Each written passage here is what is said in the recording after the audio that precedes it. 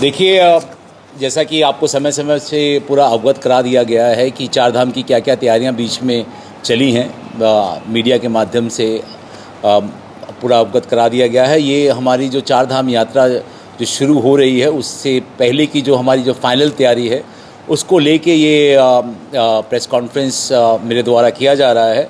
जैसा कि आप अवगत होंगे कि श्री गंगोत्री धाम और श्री यमुनोत्री धाम 19 अप्रैल को श्रद्धालुओं के लिए इनके कपाट जो हैं वो खोल दिए जाएंगे। इसके लिए हमारी समुचित पुलिस व्यवस्था है। इस क्रम में हमारी जो तैयारी थी वो जो पिछली जो ग्रीष्मकालीन चार धाम यात्रा जब समाप्त हुई उसके बाद से ही, जैसा आप अवगत हैं कि शीतकालीन यात्रा भी हमारी उतनी ही तीव्र गति से चलती है। तो ये हमारा ये प्रोसेस था, कंटिन्यूम प्रोसेस था। लेकिन इसमें कुछ आप अवगत होंगे कि बीच में हमें काफ़ी आपदाएं आई मानसून सीज़न में, तो इससे सड़क मार्ग थे वो ख़राब हो गए थे। तो इस पश्चात जब यात्रा शुरू होने से पहले मेरे और गढ़वाल कमिश्नर के द्वारा हमारे यहाँ पे यात्रा रूट्स का भ्रमण किया गया। वहाँ पे जो वहाँ पे कमियाँ थीं उसको इंगित करा दिया गया। सड़क व्यवस्था जो कल की जो हमारा रिव्यू था, जो मैंने अपने एसएसपी से लिया था, उसमें सारे काम जो हैं वो पूरे हो गए हैं। जो साइनेजेस ट्रैफिक को रेगुलेट करते हैं वो भी हमारे वो पूरे हो गए हैं। साथ साथ जहाँ पे हमारे जो लैंडस्लाइड जोन जो आइडेंटिफाइड थे पहले, और इस आपदा के दौरान पिछले साल जो आपदा आई थी उस दौरान में कुछ ऐसे लैंडस्लाइड जोन जो हैं बड़े हैं, उसके लिए भी पूरी तैयारी कर ली गई है। वहाँ पर जितने भी ट्रैफिक रिलेटेड साइनेजेस है उसको इंस्टॉल कर लिया गया है। साथ साथ एसडीआरएफ की जो टीमें जो हैं पीडब्ल्यूडी विभाग के साथ, बीआरओ के साथ, वहाँ पे टीमों को मैं जेसीबी उनको डिप्लॉय कर लिया गया है। तो इस क्रम में लगभग जो फोर्स की जो तैनाती है वो 7,000 पुलिसकर्मियों की इसमें तैनाती की गई है, जिसमें कि हमारे एडिशनल एसपी से लेके और deputy SP, sub inspector, inspectors और जो हमारा जो कांस्टेबल का पूरा बल है उसको हमने इसमें डिप्लॉय किया है। जैसा हम लोगों ने पहले आपको अवगत कराया है कि अर्धसैनिक बलों की भी हमने डिमांड शासन के माध्यम से केंद्र सरकार को भेजी है, और हमें एश्योर किया गया है कि ये जो इलेक्शंस जो चल रहे हैं स्टेट्स में, उसके बाद में मई के पहले हफ्ते में हमें ये फोर्स का आवंटन हो जाएगा, जिससे हमने 15 कंपनियों की डिमांड की है ताकि हम यात्रा को सुरक्षित और सुगम उसको बना सकें। इसमें कई एक नवाचार इसमें हमने इस बार इम्प्लीमेंट किया है, और जैसा कि हमारे माननीय मुख्यमंत्री जी का निर्देश है कि इसमें नवाचार भी आए और यात्री जो यहाँ पे आए पूरे सुगमता से और सुरक्षित रूप से यहाँ पर अपनी यात्रा करें। तो इसका हमने एक अपना फ्रेमवर्क दिया है, सुरक्षित चार धाम। ये हमारा पूरा एक फ्रेमवर्क है। इसमें जैसा मैंने पहले बताया कि इसमें एसडीआरएफ की जो टीमें हैं, 40 टीमें जिसको डिप्लॉय किया गया है विभिन्न डिफरेंट लोकेशंस पे, और साथ साथ 30 फायर सर्विस की टीम्स को डिप्लॉय किया गया है। वाटर पुलिस को इसमें डिप्लॉय किया गया है। हमारा जो सर्वेलेंस सिस्टम है जो ट्रैफिक को रेगुलेट करेगा, तो इसमें हमने 22 ड्रोन को भी हमने इसमें डिप्लॉय किया है, ताकि हमें एक रियल टाइम ट्रैफिक का जो फ्लो है उसको हम मॉनिटर कर सकें।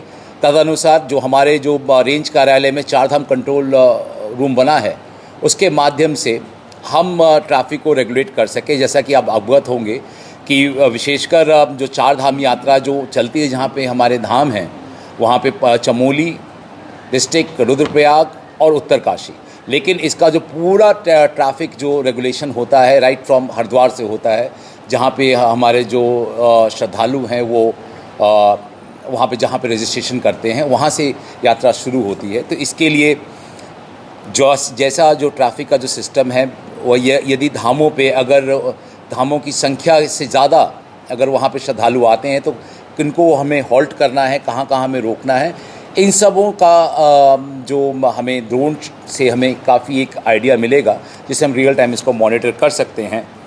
हमने यहाँ पर एक सिस्टम इंट्रोड्यूस किया है, नवनेत्र सिस्टम।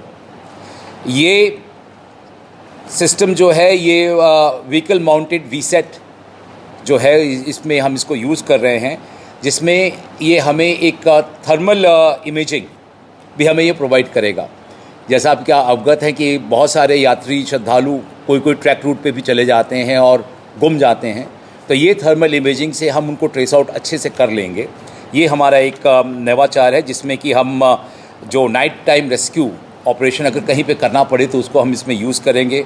साथ साथ कहीं पे कोई श्रद्धालु अगर ट्रैक मार्ग पे अगर कोई अलग हो गए हैं तो उनको भी खोजबीन करने के लिए भी ये सिस्टम बहुत हमें यूज़फुल होगा।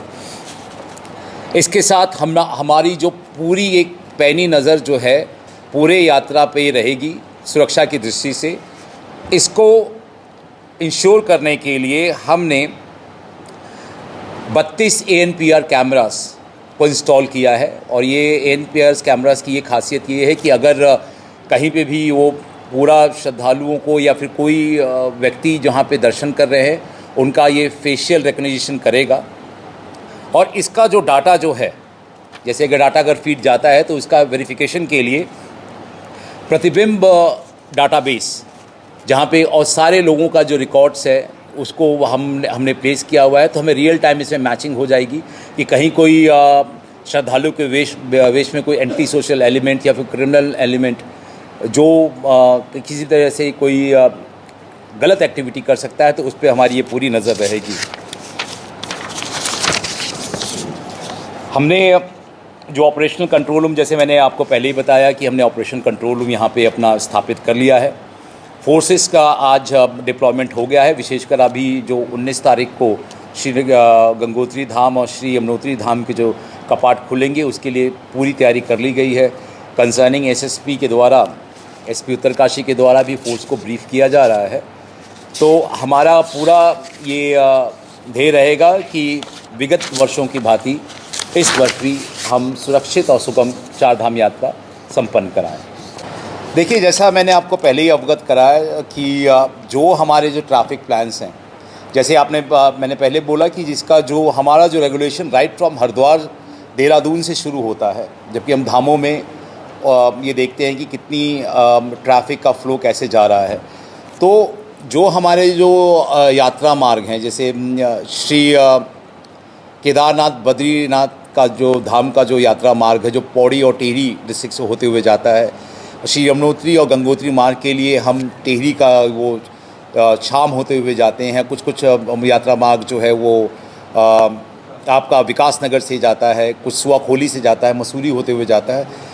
इन सब पूरे मार्गों को पूरा आइडेंटिफाइड कर लिया गया है और सारे पूरे यात्रा मार्गों को 149 सेक्टर्स में इसमें डिवाइड किया गया है। और एक सेक्टर जो है वो 10 किलोमीटर का पैच है। उस 10 किलोमीटर के पैच में हमने अपने पुलिसकर्मी, मैं मोटरसाइकिल के और वॉकी टॉकी के और फर्स्ट एड के जो भी इक्विपमेंट्स हैं उसको उसके साथ ये वहाँ पर भ्रमणशील रहेंगे। इसका यूज़ ये होगा कि यदि कहीं पे भी कहीं ट्रैफिक में जाम की स्थिति होती है तो किस तरीके से जो यात्री जो हैं वहाँ पर वो जाम को प्रबंधन करें।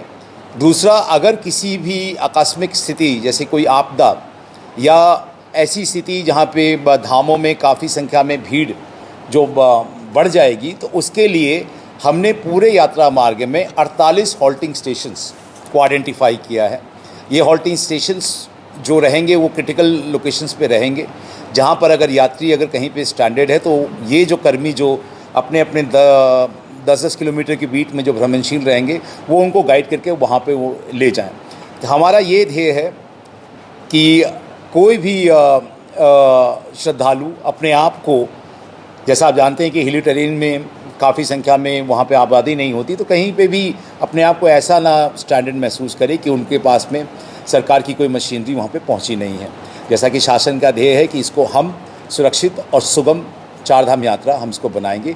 इसी उद्देश्य से ये नवाचार लास्ट टाइम किया गया था। लास्ट टाइम में हमें इसके काफ़ी पॉजिटिव फीडबैक्स मिले। इस साल भी हम उसको और रिफ़ाइन करके इसको हम लागू कर रहे हैं।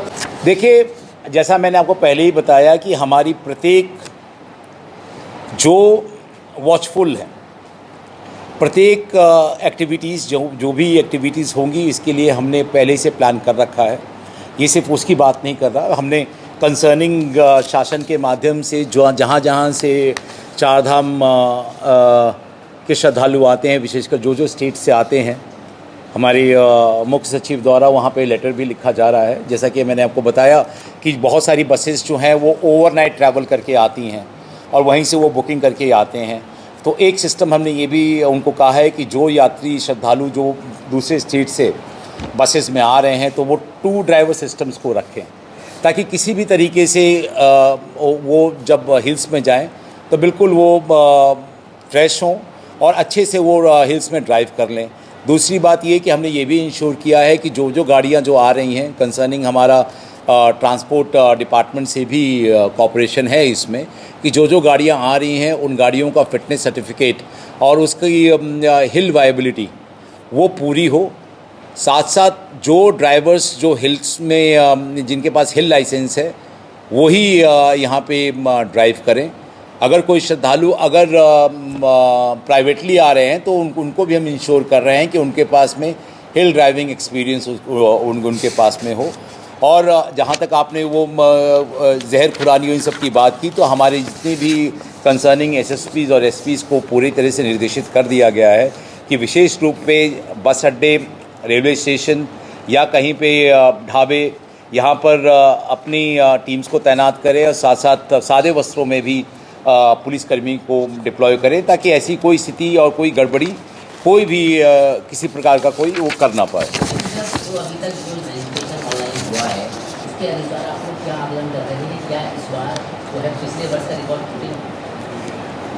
देखिए, हमारी तो पूरी प्लानिंग है और जैसा आप अवगत होंगे कि अब जो दिल्ली देहरादून हाईवे जो अभी रिसेंटली इनॉग्रेट हुआ है, उससे अब चारधाम यात्रा और भी ज़्यादा तीव्रता से हो जाएगी।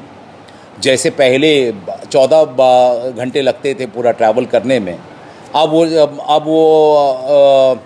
जो टाइम है वो करीबन 5 या 6 घंटे मैक्सिमम लगेगा। तो डेफिनेटली इस बार काफ़ी हमें उम्मीद है और हम वेलकम भी करते हैं कि जो श्रद्धालु यहाँ पे आना चाहें वो आएँ, क्योंकि यहाँ पर एक चारधाम यात्रा जो है ये ना सिर्फ एक आध्यात्मिक यात्रा है जिसके लिए पूरे देश विदेश से यहाँ पे लोग आते हैं, बल्कि यहाँ पर उत्तराखंड में एक उनकी इकोनॉमिक लाइफलाइन भी इसको हम कह सकते हैं, और जिसको अच्छे से केटर करने के लिए हमारे गढ़वाल रेंज की पुलिस ने अच्छी व्यवस्था की है, सुरक्षित व्यवस्था की है।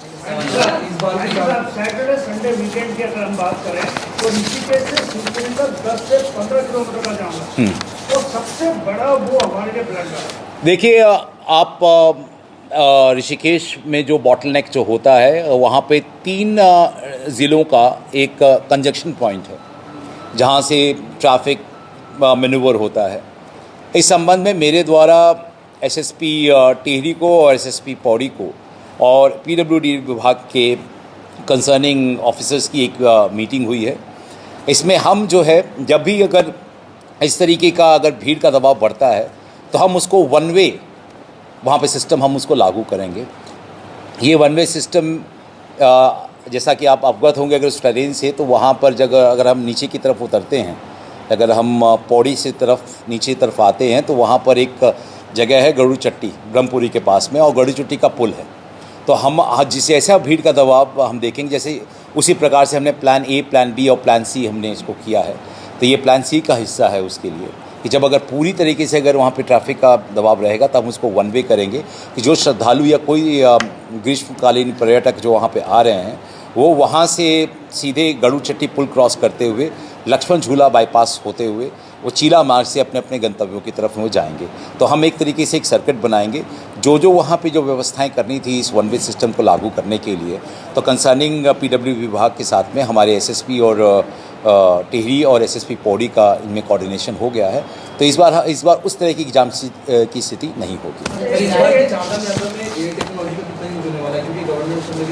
नहीं, ये मैंने जो आपको सही बताया कि एआई टेक्नोलॉजी और सारा चीज़ हम लोग जो मैंने सारे सिस्टम्स बताए, जो वीसेट के बारे में बताया, फिर हमारे जो एनपीआर कैमराज हैं, से ऑल एआई बेस्ड कैमराज। तो ये ऑटोमेटिकली ये सारे वहाँ का जो एक एक ह्यूमन एंगल से अगर जो ऑब्जर्वेशन करते हैं कि वहाँ पे कितनी भीड़ है, कितनी काउंटिंग है, ये सारा कुछ ही काउंट हो जाएगा। चलिए, थैंक यू। या कुछ हुड़दंग मचाने के लिए उत्तराखंड आते हैं और विशेषकर चार धाम यात्रा में भी आते हैं। उसमें कुछ स्टेट के कुछ नंबर भी हैं, उनके लिए भी आई.जी. गढ़वाल कुछ हिदायत दे रहे हैं अपनी तरफ से। देखिए, जैसा मैंने पहले आपको अवगत कराया कि हमारी देवभूमि सभी श्रद्धालुओं का, सभी पर्यटकों का बहुत स्वागत करती है और इसी स्वागत के लिए हमारा ये ध्येय है कि जो हमारे यहाँ पे जो पर्यटक आएँ या फिर जो श्रद्धालु आएँ, श्रद्धा भाव से यहाँ पर दर्शन करें, दर्शन का लाभ लेकर सुरक्षित वो वापस लौटें। जो हमारे ग्रीष्मकालीन पर्यटक जो यहाँ पे आते हैं, अभी यहाँ पे देवभूमि में पर्यटन करें, यहाँ पर अच्छे से जहाँ पे हमारे जो पर्यटक स्थल हैं वहाँ पर पर्यटन करें, ये हमारा ध्येय है। लेकिन अगर इन पर्यटकों की वेशभूषा में या श्रद्धालुओं के वेशभूषा में अगर कोई भी anti social element, criminal element अगर वो आता है तो उसके खिलाफ में हम सख्त कार्रवाई करेंगे। जैसा मैंने समस्त अपने जनपद प्रभारियों को निर्देश दे दिया है कि किसी भी सूरत में रैश ड्राइविंग, जो गाड़ियां जो बाहर से आ रही हैं जिसमें काली फिल्में लगी हुई हैं, या फिर कोई प्रेशर हॉर्न, या फिर कोई अवैध रूप से कोई हथियार या डंडे, हॉकी स्टिक, बेसबॉल, हथौड़ी अगर ये लेके चलता है तो निश्चित तौर पर हम उसके वाहन को भी सीज़ करेंगे, उसके क्रिमिनल हिस्ट्री को भी देखेंगे कि कहीं वो व्यक्ति अपराधी तो नहीं है, और अगर कहीं पे भी अगर किसी भी प्रकार से अगर इस तरह के एलिमेंट्स होंगे तो उनके खिलाफ में सख्त कानूनी कार्रवाई करके जेल भेजा जाएगा। Thank you.